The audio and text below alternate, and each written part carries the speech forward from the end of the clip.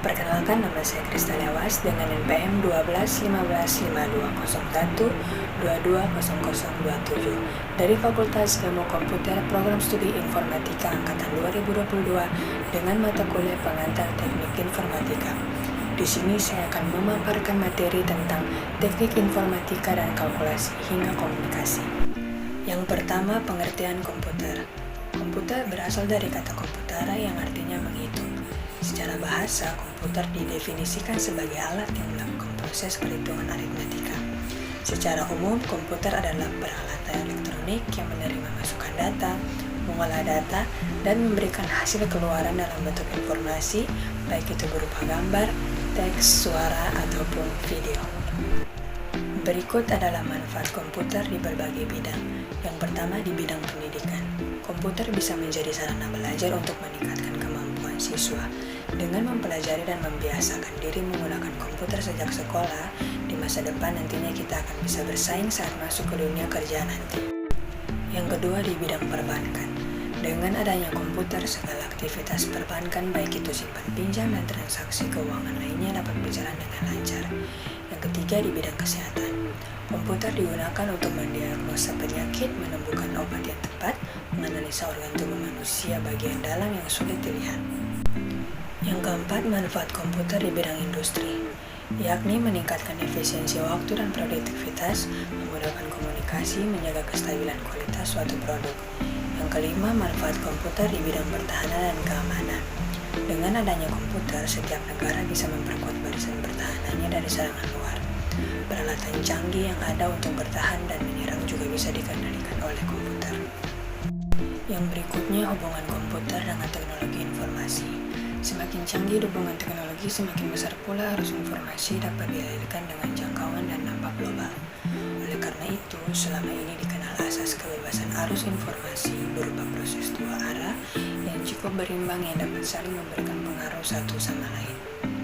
Namun, pengaruh globalisasi dengan hubungan teknologi informasi dan komunikasi meliputi dua sisi, yaitu pengaruh positif dan pengaruh negatif.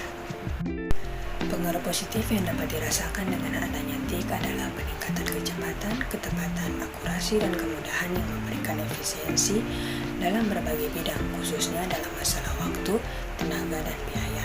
Sedangkan pengaruh negatif, misalnya dari globalisasi aspek ekonomi, terbukanya pasar bebas memungkinkan produk luar negeri masuk dengan mudahnya.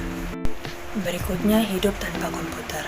Mungkin sebagian masyarakat dalam era globalisasi mendengar kata hidup tanpa komputer pasti akan menjawab tidak bisa. Karena komputer sangat membantu dalam menyelesaikan tugas-tugas dan dengan adanya komputer sangat mudah untuk mencari informasi-informasi penting hanya dengan duduk berdiam di rumah.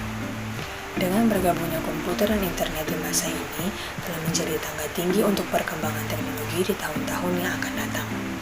Kombinasi dari dua benda ini dapat membuat tugas-tugas kita dengan cepat, efisien, dan efektif. Selanjutnya, mesin proses informasi. Apa itu mesin proses informasi? Yang dimaksud dengan mesin proses informasi adalah sebuah perangkat yang bisa difungsikan sebagai perangkat untuk mengolah berbagai macam informasi atau data mentah yang dimiliki. Informasi-informasi ini perlu diolah agar pengguna bisa mendapatkan informasi yang berguna. Mesin proses informasi terdiri dari beberapa perangkat keras, salah satunya yang terpenting adalah CPU. CPU adalah singkatan dari Central Processing Unit, merupakan perangkat keras komputer yang juga disebut sebagai unit pengolah pusat data UPP pada komputer.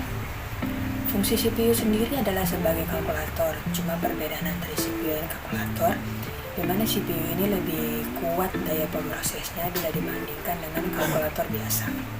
CPU dikontrol menggunakan sekumpulan instruksi perangkat lunak pada komputer. Perangkat lunak tersebut dapat dijalankan oleh CPU dengan membacanya dari media penyimpan seperti cakram keras, disket, cakram padat, maupun pita perekam. Instruksi-instruksi tersebut kemudian disimpan terlebih dahulu pada memori fisik atau RAM, yang mana setiap instruksi akan diberi alamat unik yang disebut alamat memori. Selanjutnya, CPU dapat mengakses data-data pada RAM dengan menentukan alamat data yang dikehendaki. Berikut adalah pengelompokan dan klasifikasi komputer berdasarkan data yang diolah. Yang pertama, komputer analog. Komputer ini merupakan komputer yang digunakan untuk menerima sinyal analog biasanya digunakan untuk melakukan pengecekan untuk data yang tidak berbentuk angka. Karena data yang didapatkan adalah data yang bersifat gelombang, komputer ini biasanya digunakan untuk mempresentasikan suatu keadaan. Yang kedua, komputer digital.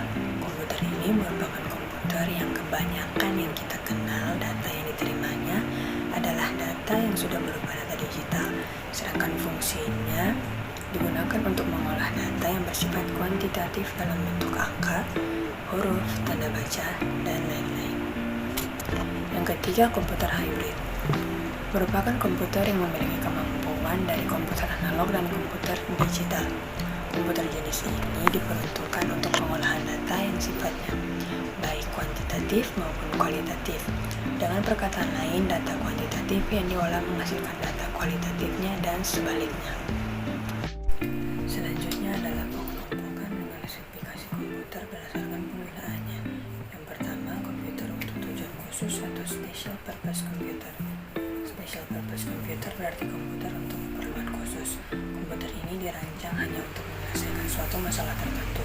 Perangkat yang ada pada komputer ini baik komponen input, output, pemroses serta softwarenya telah dirancang untuk keperluan tersebut. Yang kedua, komputer untuk tujuan umum atau general purpose computer merupakan komputer yang dibuat untuk keperluan secara umum, sehingga komputer tersebut dapat digunakan untuk mengerjakan berbagai macam pekerjaan sesuai dengan kemampuan dari usernya. Personal computer merupakan salah satu contoh dari kategori ini. Selanjutnya, pengelompokan dan klasifikasi komputer berdasarkan kapasitas dan ukurannya. Yang pertama, komputer kecil atau small scale computer. Komputer kecil merupakan komputer yang memiliki kemampuan proses dalam jumlah kecil. Komputer yang termasuk ke dalam kategori ini adalah komputer desktop atau komputer pribadi yang umumnya digunakan oleh satu orang pada suatu saat. Yang kedua, komputer menengah atau medium computer. Komputer untuk skala menengah. Komputer yang termasuk ke dalam kategori ini adalah komputer mini yang biasanya melayani penggunaannya pada dam terminal. Selanjutnya, berdasarkan generasinya. Komputer generasi pertama pada tahun 1946 sampai 1959. Komputer generasi kedua pada tahun 1959 sampai 1964. Komputer generasi ketiga pada tahun 1964 sampai 1970. Komputer generasi keempat pada tahun 1979 sampai sekarang. Berikutnya komputer generasi kelima. Klasifikasi komputer terbagi atas 6. Yang pertama, microcontroller. Yang kedua, microcomputer. Yang ketiga, engineering workstation. Yang keempat, mini computer. Yang kelima, mainframe. Yang keenam, superkomputer. Berikutnya, revolusi internet. Internet pertama kali muncul pada tahun 1969 dengan bentuk sebuah jaringan komputer yang dibuat oleh ARPA. ARPA di sini singkatan dari Advanced Research Projects Agency, membangun jaringan internet pertama yang kemudian diberi nama ARPANET. ARPANET inilah yang menjadi cikal bakal terbentuknya jaringan internet yang kita kenal saat ini. Di tahun 1980-an barulah internet mulai dipakai oleh kalangan terbatas dan menjalankan fungsinya dengan menghubungkan berbagai kampus atau universitas yang populer di Amerika Serikat sendiri.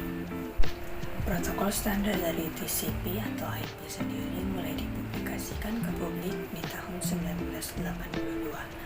Adanya nama domain juga sudah mulai dipakai 4 tahun setelahnya, tepatnya di tahun 1984. Lalu National Science Foundation Network atau NSF/NET didirikan dan mulai dikembangkan pada tahun 1986.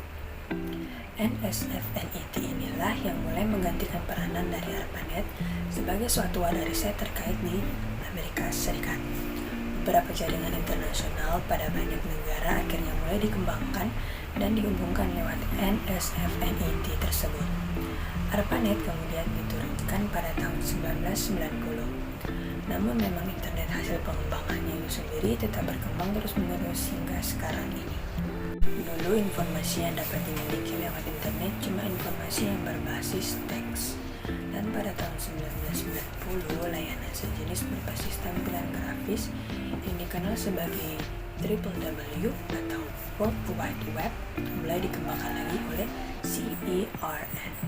Di tahun 1993, Internet IC pun didirikan agar bisa melayani pendaftaran nama domain dari publik.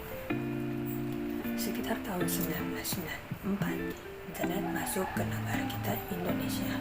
Pada waktu itu, jaringan internet Indonesia lebih dikenali dengan nama unik, yaitu Paguyuban Network. Paguyuban Network ini juga berarti serupa dengan namanya, di mana semangat kekeluargaan atau kerjasama terjadi begitu akrab di antara para anggota pengembang teknologinya.